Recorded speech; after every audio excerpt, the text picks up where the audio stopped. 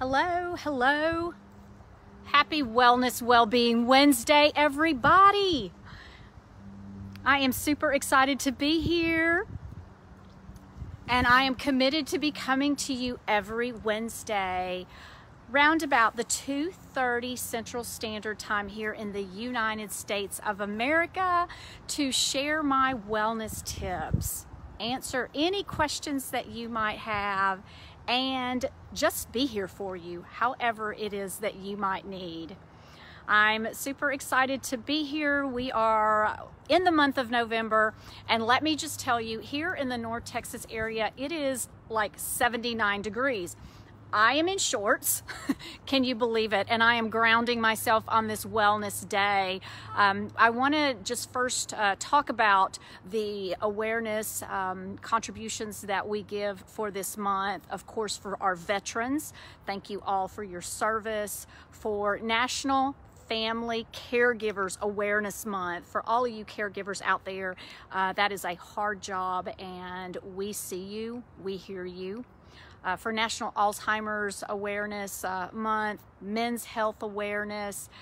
There are so many different awareness that we bring tribute to. And so whatever is close to your heart, just take a moment to acknowledge that. The series that we have this month for November is Embracing Grace with the Positivity of Nonviolent Communication, and we are in part 3. It is by a wonderful book that I have in school by Dr. Marshall Rosenberg's that we give tribute, and I'm so grateful to bring to you today, this week. The tips for you are expressing anger fully to better understand NVC. NVC stands for Nonviolent Communication. So for those of you that don't know me, my name is Michelle Maynard MacArthur, and I am the founder and CEO for MacArthur Accommodations, your hospitality, health and wellness strategist that is here to help guide you through a positive process for change with a lean, holistic healing approach from the inside out. And that lean stands for lifestyle, exercise, attitude, and nutrition, while taking and showing you to those top luxury wellness destinations all over the world.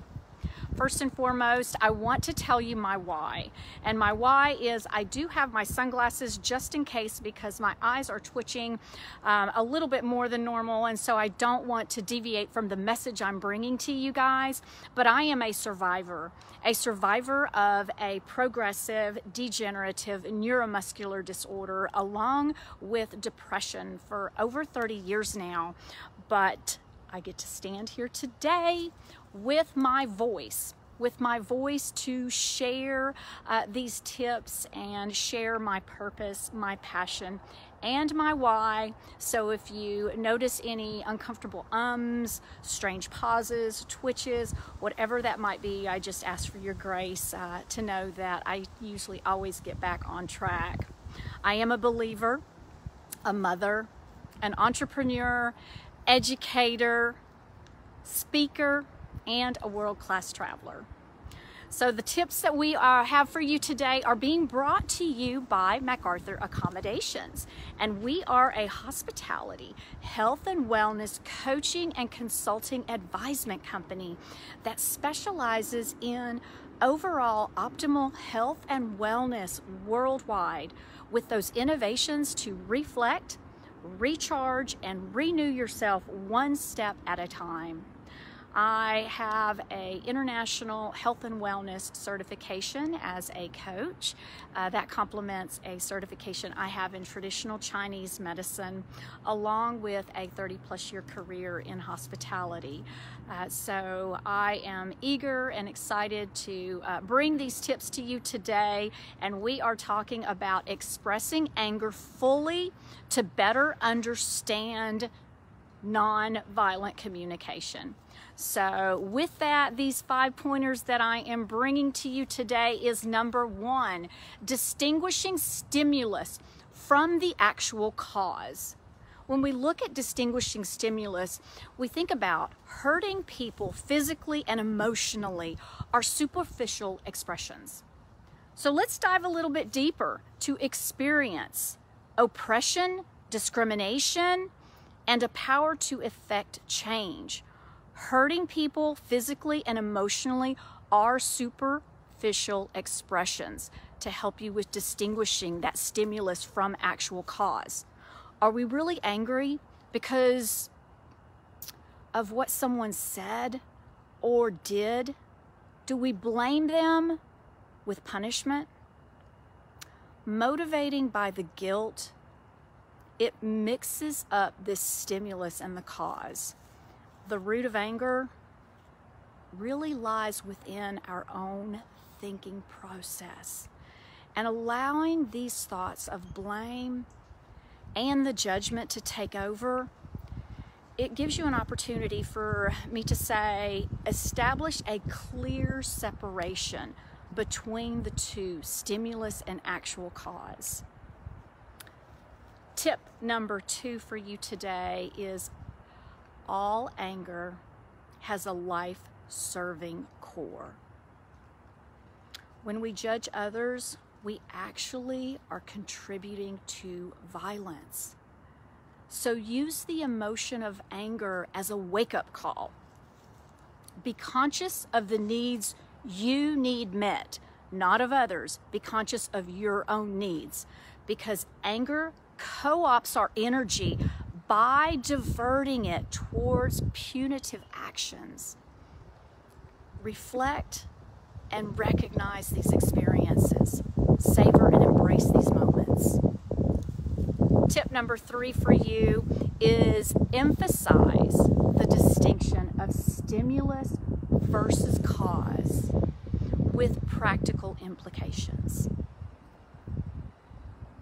When we become aware of our own needs, anger actually gives way to life-serving feelings.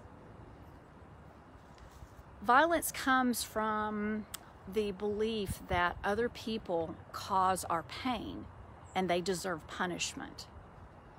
But I encourage you, when hearing a difficult message, think about how our brain actually goes into 4 options. We blame ourselves, we blame others, we actually sense our own feelings and our own needs, and then the 4th that our brain goes into is we sense other people's feelings and needs. So emphasize that distinction of stimulus versus cause with those practical implications. Tip number 4 for you today is to share with you about utilizing the 4 steps of expressing anger. It is an emotion, and allow this to help articulate your own feelings in a healthy way. Number 1 that you want to do in these 4 steps is stop and breathe. You can do that 4 times. You can do that 7 times. You can do that various times throughout the day. Identify your judgment thoughts. Any of our own judgment thoughts, identify them. Why am I having this thought? What am I thinking about? And then connect with our own needs. What needs do I have that are not being met? That 4th step with expressing your anger is express. Express your feelings and those unmet needs. You hear me talk a lot in the Chinese medicine side how our emotions reside in the liver. Don't let them get stuck. Don't let them fester. Express yourself. The 5th and final tip that I have for you today is offering empathy first. When we're offering empathy first, stay conscious. Stay conscious of the violent thoughts that arise in our own mind without judging them. Don't judge your thoughts, just stay conscious of them. Hearing another person's feelings and their needs, it actually allows us to recognize our common humanity. And finally, just to share with you today is our need is for the other person to truly hear our pain. The majority of the time, others do not hear our own pain because they feel they are the ones at fault. So always go through and give yourself that opportunity to offer empathy first. I hope that these bring you great value with expressing anger fully to better understand what nonviolent communication is all about in this world that we are living in, with so many people going through so much. And I always say it can be mentally, physically, emotionally, or spiritually. So take a moment and dive within yourself so that you can do your part in paying it forward and making a difference. If you are interested in any of our services, we are here to help you. So let us know. Join our immunity community for tips, special discounts, and lots of freebies that we have. And that immunity community, the link is right here. Go to www.immunityforlife.net. Drop me a line, share with me if this has brought you value, or if you have a question, or if you even have a topic that you'd really like to talk about pertaining to health and wellness, so that I can bring to other people and help others. Because you know, if you have that thought, then chances are there's a lot of other people that have that. So thank you so much for tuning in.